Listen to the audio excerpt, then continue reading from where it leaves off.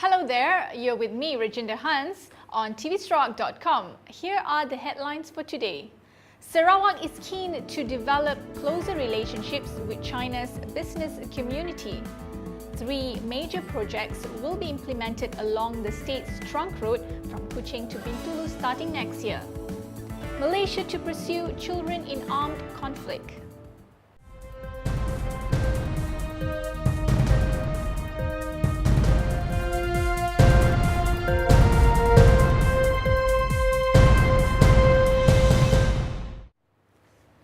Sarawak is keen to develop closer relationships with China's business community in the fields of engineering and construction.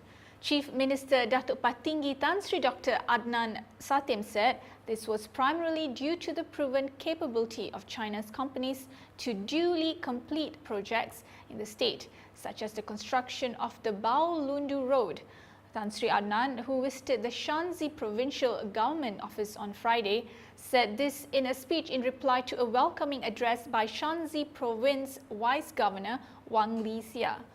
Tan Sri and his entourage arrived here on Friday for a 2-day working visit, following a similar visit in Chengdu, Sichuan Province. He said Chinese companies had also put to good use their engineering and construction expertise in Sarawak, as they had helped with the construction of Bakun and Murum hydroelectric dams and could possibly help in supplying hydroelectric turbines for more dams in future. Relating his visit to a turbine manufacturing facility in Sichuan Province, Tan Sri Adnan said he was very impressed with the ability of Chinese engineering to match world standards, if not better. 3 major projects will be implemented along the state's trunk road from Kuching to Bintulu starting next year and are expected to be completed within 5 years at an estimated total cost of 419 million ringgit.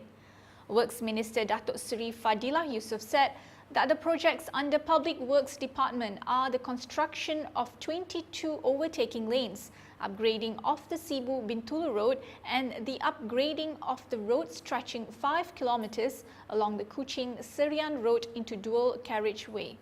Datuk Seri Fadilah added that the upgrading of the single carriageway stretch along Kuching Serian Road to dual carriageway was estimated to cost 80 million ringgit. The improvement of the Sibu Bintulu Road is estimated to cost 300 million ringgit. Fadilah highlighted these improvements were at the very top of Sarawak's wish list for budget 2015. He also said that a new bridge across the Sarawak River would also be built next year to link Kuching South City to a booming commercial and residential area across the river, and the road network there would also be upgraded to 4 lanes.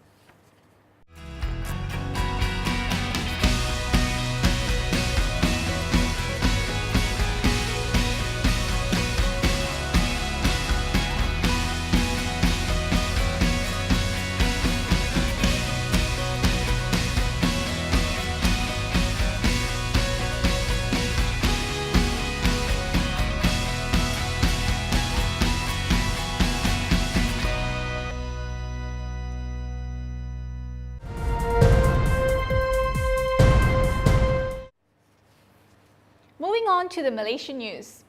The subject of children in armed conflict will be a priority issue Malaysia will pursue as a non-permanent member of the United Nations Security Council, said the country's permanent representative to the UN, Dato' Hussein Hanif. He said Malaysia welcomed the report by the Special Representative of the Secretary-General for Children in Armed Conflict and commended the noble campaign of Children Not Soldiers launched by the Special Representative and UNICEF. Dato' Hussein hoped the campaign will succeed in ending the recruitment and use of children by government armed forces in conflict by 2016. On violence against children, he said poverty, income inequality, political stability and conflict were among some of the many factors that had been identified that could increase the risk of violence. The Cabinet will discuss a suitable approach to enable the country's negotiator to continue with the negotiations on the free trade agreement between Malaysia and the European Union, said Prime Minister Datuk Seri Najib Tun Razak. He said before the Malaysia-EU FTA entered the next round of negotiations, after completing 8 rounds of negotiations, the country's negotiator needed to get a new mandate from the government. During his speech at the Asia-Europe Business Forum in conjunction with ASEM on Thursday, Najib gave a signal that Malaysia-EU FTA should be continued, besides stressing that Malaysia is a strong proponent of the free trade policy. Datuk Seri Najib, who is also Finance Minister, said there was a delay in the Malaysia-EU FTA negotiations due to the several issues that had cropped up beyond trade and investment. It involved, among others, government procurement, intellectual property rights, environment and labour, he said. On government procurement, he said it might possibly touch on the priority given to Bumiputra companies, while on environment, the EU requested Malaysia to take action for sustainable development. He said these issues required flexibility between the two parties to achieve the FTA negotiation aspirations. Following these issues, he said it would be difficult to state when the Malaysia-EU FTA negotiations would be concluded. The Health Ministry is offering 84 scholarships a year from next year for doctors keen in anesthesia in its effort to overcome the shortage of specialist doctors in the discipline.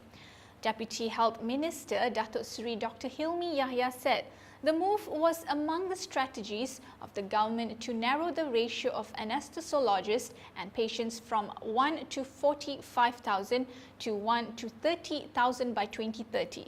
Meanwhile, touching on the Ebola virus, Dr. Hilmi said the government would continue to monitor students from the African continent, specifically from Guinea, Liberia, Nigeria and Sierra Leone, in the effort to curb the spread of the plague here.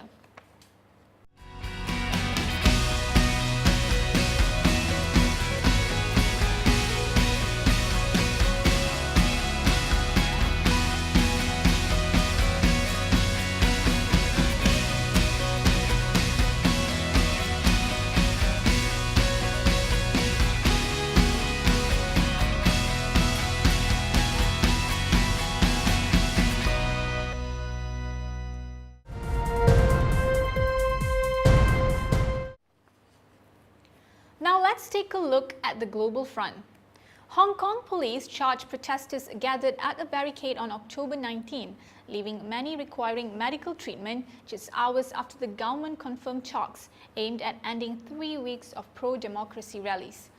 Police in heavy riot gear rained blows on protesters in the northern district of Mong Kok, with some carried off on stretchers and others treated for head wounds, fractures and bruising. Accusations that the semi-autonomous Chinese Territories Police are being used as a political tool have dodged the highly respected force, which has a reputation across Asia for honest and impartial policing. Police said in a Sunday statement they had used minimum force as protesters approached their cordon lines. Hong Kong's government had confirmed Saturday it will open talks with student demonstrators on Tuesday, speaking before the fourth night of violent clashes in areas of the city paralyzed by mass pro-democracy rallies. The talks would be focused on constitutional reform, with both sides allowed to bring 5 members to the meeting. Beijing insists that candidates for the vote must be vetted by a committee expected to be loyal to China. And Leong has warned that the country's communist authorities have no intention of backing down. 3 days a week, Madeline Scotto walks across the street from her home to St. Ephraim's Elementary School, where she was part of the first graduating class. She climbs the stairs to her classroom, where she works to prepare students for the Math B. She pores over photocopied worksheets with complicated problems, coaching kids on how to stay calm on stage while multiplying and dividing in their head. She's just like any other teacher at the school except for one thing: she's 100 years old. She spent most of her life at St. Ephrem's on Fort Hamilton Parkway, graduating in 1928, then later returning as a teacher and currently as a Math B coach. According to the school's principal, Anna Marie Barton, she has taught multiple generations at the school and lights up the place when she walks in. The first passenger aircraft to be made in Japan in nearly 4 decades was unveiled yesterday as its manufacture pushed into the booming regional jet sector with an eye to taking on industry giants Embraer and Bombardier.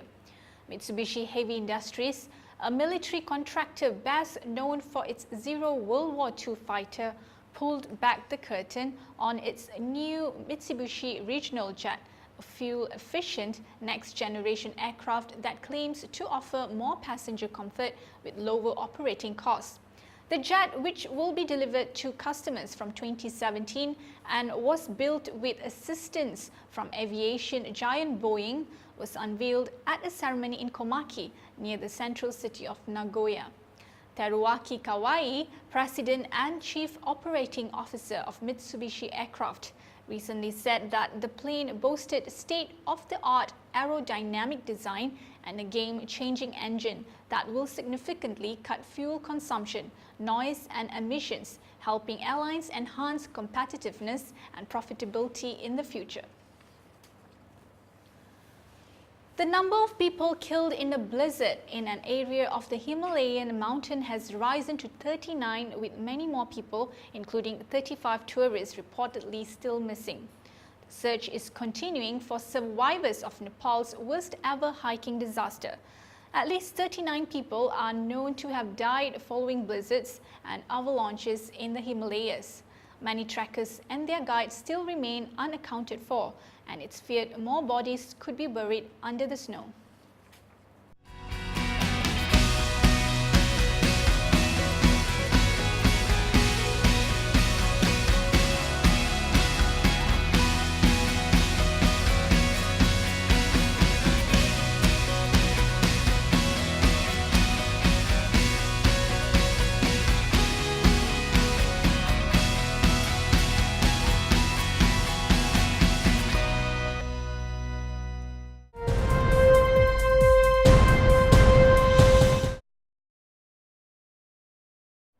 And now on to sports.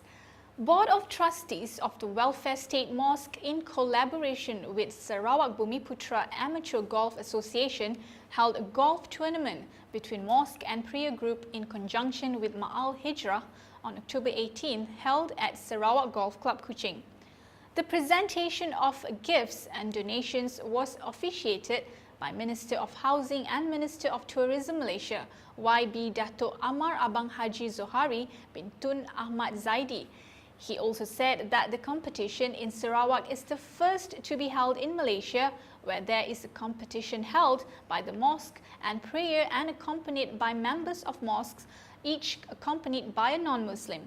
A total of 216 participants took part in the competition. In addition, the prize for the winners will be donated to the mosque or surau, which is represented by the players. That last story wraps up our news today. Have a good time with your family, and if you're on the road, drive safe. I'm Rajendra Hans. Thank you for watching. We'll be back tomorrow.